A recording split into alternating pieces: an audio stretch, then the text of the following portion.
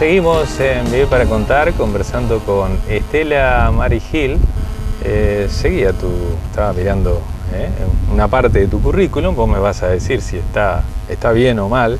Licenciada en Historia, profesora en Historia egresada de la Universidad Nacional del Sur, periodista, esto lo conocemos todos, especializada en temas históricos, colaboradora del diario La Voz del Pueblo y de otros periódicos y publicaciones bonaerenses, y además autora de los libros Recuperar la Memoria, Historia de Tres Arroyos, Construir la Identidad y Entre los Tres Arroyos, que este sí lo he leído.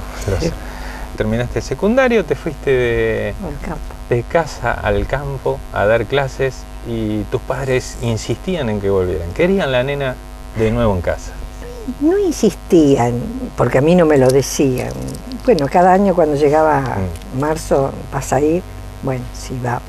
Pero no es que insistían tanto, el tema que yo no lo percibía, la insistencia, pero lograron saber que había un curso, una carrera en el Instituto de Formación Docente, ahí me inscribieron, se hizo la selección y ahí fue.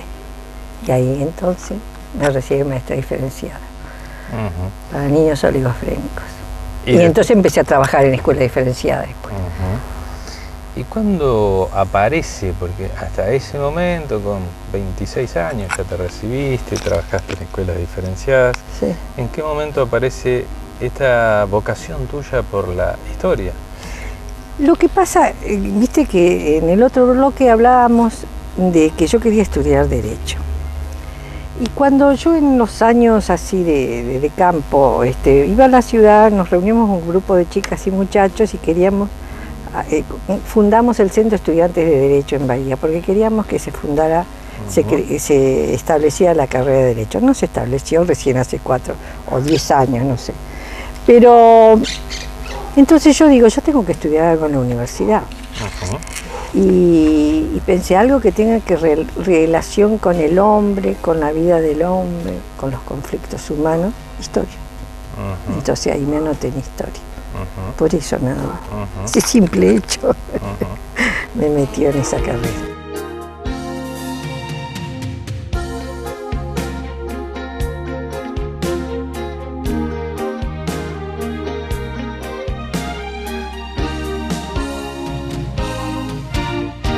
Yo no me imaginé nada de mi vida. ¿No te imaginabas escribir? No me imaginaba escribir tampoco. Y mucho menos escribiendo de una ciudad ajena, por esos momentos a vos, como era Tres Arroyos. Yo Tres Arroyos la conocía de la terminal de ómnibus que estaba ahí en la calle Alsina cuando iba para Buenos Aires. Nada más. Y ¿Cómo llegás a esta ciudad? Porque mi marido trabajaba en una compañía multinacional y lo trasladaron acá. Entonces nos vinimos a vivir acá. ¿Qué edad tenía cuando vos venís aquí a esta ciudad? 28 años. 28 años, eras muy joven. Sí, sí. ¿Y te recibió bien la ciudad? Sí, al principio me costaba. Los viernes agarrábamos y salíamos en auto para Bahía, hasta que un día papá nos dijo, ¿ustedes dónde viven, allá o acá? Ah, claro. Entonces empezamos ahí a plantar las raíces, a cavar las raíces. ¿Y cuándo empezaste a bucear en la historia de esta ciudad?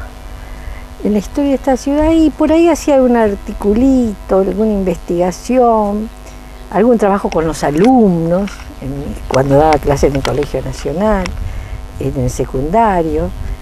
Después tuve un gran compañero que fue Andreasen, José Cristian, que era profesor de historia también, y entonces entre los dos armábamos algunas cosas. Y entonces empecé a pensar, qué lindo, ¿no? La investigación histórica. Y me fui metiendo. Después, como seguía conectada con la universidad, lo fui a ver a Felix Weinberg, que era un investigador de la Universidad del Sur, y él me ayudó, me explicó, me exigió, me volvió loca, cómo tenía que investigar. Hice algunos trabajos dirigida por él y después lo perdí en el tiempo y yo seguí trabajando porque me llevaba mucho tiempo la docencia. Después, en alguna época di clase en la carrera de técnico y guía superior de turismo en el terciario del Nacional, y ahí también teníamos que movilizar y mirar y ver cosas, y empecé a escribir. escribir. Y después tuve dos mentores, que fue Petrini, no sé si yo cosa que eso fue un gran periodista de Tres Arroyos, Enzo Petrini y Bernasconi. Entonces, a veces los invitaba a mi aula, a veces charlaba con ellos, y ellos, sobre todo Petrini, vamos, tenés que dedicarte a escribir sobre Tres Arroyos. Y empecé. Esos fueron tus mentores y ellos te fueron alimentando de historias. Me incentivaron, sí.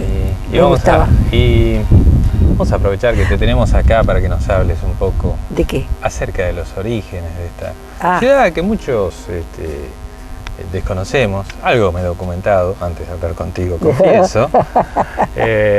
Pero esta ciudad que fue fundada por Dardo Rocha allá en el año 1884. Pero había habido ya como partido, se había creado antes y había habido varios intentos antes. Porque Benito Machado en el año 65 le escribía al jefe de su regimiento, él era jefe de un regimiento, pero el jefe general, militar, que importante era un pueblo en esta zona, y sobre todo, dice, porque está dentro de la línea de los fortines de la costa sur.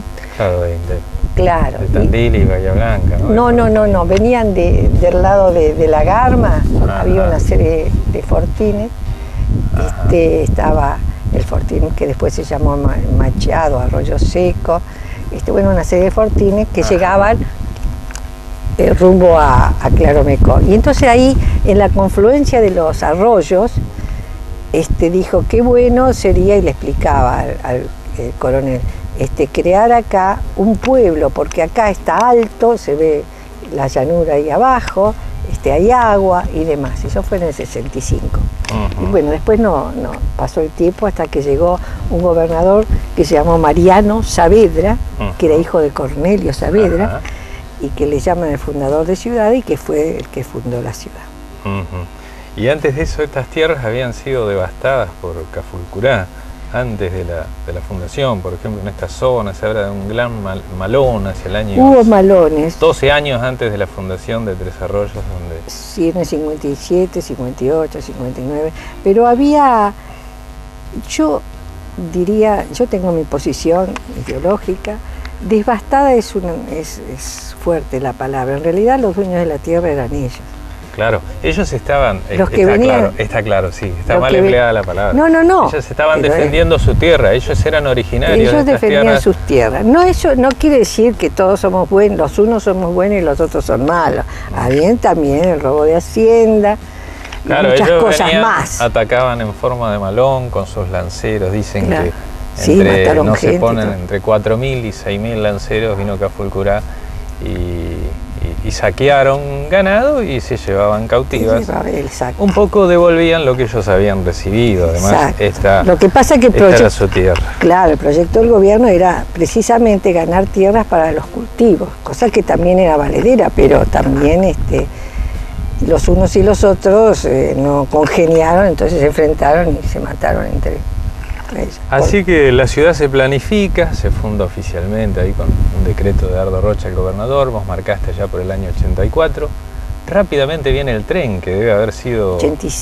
86. Claro, rápidamente viene el tren, la llegada del ferrocarril, que llegaba hasta ese momento hasta Benito Juárez, bueno, llega hasta aquí, hasta Tres Arroyos, y bueno, eso debe haber sido un eje ya se había resuelto la campaña contra el indio, y ese debe haber sido un eje de crecimiento. ¿Cómo se vería?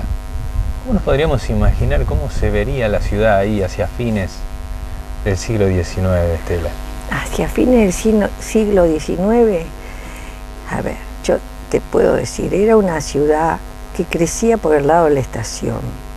En la estación, ahí por la calle Ituzaingó y alrededores, todavía quedan casas de aquella época. Porque la gente llegaba en el tren y bajaba y se quedaba en los hospedajes de ahí, o a la espera de que los vinieran a buscar para ir a trabajar en los campos, o para que los llevaran, porque los campos se empleaban cantidades. Los peones, y después llegaban los inmigrantes, y los inmigrantes empezaban a hacer las casas, por eso, por el lado del ciclista, más para allá había hondonada donde sacaban la tierra para hacer los ladrillos. Entonces empezó a armar la ciudad con los inmigrantes y los nativos también, los criollos también. Y la zona del centro de la plaza era, digamos, la zona donde estaban las instituciones entre comillas, porque la municipalidad era un rancho de barro, ahí donde está hoy el edificio ese, frente a la plaza. Adobe y paja, ¿no? Un galpón. Era un galpón, como lo era la capilla y demás, pero era el centro que había puesto como idea Dardo Rocha cuando lo fundó, ¿no? Así que había dos... Claro, con la Plaza San Martín, que no se la llamó Plaza San Martín en ese momento, sino que Máximo Paz, ¿no? Porque era entonces el gobernador. La Plaza San Martín, que bueno, eso a través de tu libro lo descubrí. Originariamente la Plaza San Martín eran 4 manzanas, después se fueron cedidas 2 manzanas para la municipalidad, la iglesia y para el Colegio Nacional, y perdió 2 manzanas. Y leía también en tu libro lo que me llamaba la atención, que los vecinos se quejaban mucho porque eran 4 manzanas llenas de yuyos, de pajonales, y que las tuvieron que alambrar porque iban los caballos y ahí fue la plaza. Y terminaban molestando. Claro, en la plaza la alambraron para que no entraran los caballos. Pero eran el doble de lo que es hoy la plaza. Los vecinos muy molestos. Donde está la municipalidad, la iglesia y el Colegio Nacional. Con la Plaza Máximo Paz en ese momento. Como siempre, poniendo el nombre de los gobernantes de turno. Claro. Es así. Y además en esa plaza, que primero ya conmemorando, ¿no?, los 100 años de la República, se hizo la pirámide de Mayo. Después se asentó la Estatua de la Libertad. Sí, señor. Y después se dinamitó. Sí, porque no sé si lo pongo en el libro, no me acuerdo, porque yo después me olvido si lo puse. Yo le digo a la Plaza San Martín, que hasta una época fue la Plaza de la Dinamita, porque primero, como vos decís, se hizo la Estatua de la Libertad, se colocó sobre la pirámide, después la barrieron. Por suerte la pirámide fue a parar a algún lado, que después se rescató y ahora está donde está ahora. Después pusieron la logia, toda de mármol, maravillosa obra de arte. Claro, dicen que era un patrimonio arquitectónico. Vi una foto en tu libro de lo que es la logia, una estructura ahí en el medio de la plaza, grande. Una estructura viviente, porque ahí iban las orquestas, las bandas, los chicos a jugar, los mitines políticos. Claro, ahí se subirían los oradores. Sí, en la época no había televisión. Además, una ciudad tan politizada como era Tres Arroyos en aquel momento, claro, no había televisión, no había un montón de distracciones, la gente estaba en la calle. Y también la logia, que es lo vi en una foto en tu libro, ¿no? Sí, los chicos subaban por las escaleritas, bajaban y jugaban. También se terminó dinamitando. También se dinamitó hasta que por suerte llegó el monumento a San Martín. En el año 52 se inauguró. Claro, porque la logia, dicen, lo leí en tu libro, que no daba para... había una nueva planificación, iban a hacer calles internas, y entonces molestaba, pero bueno, la historia se puede de siempre. encontrar una vuelta.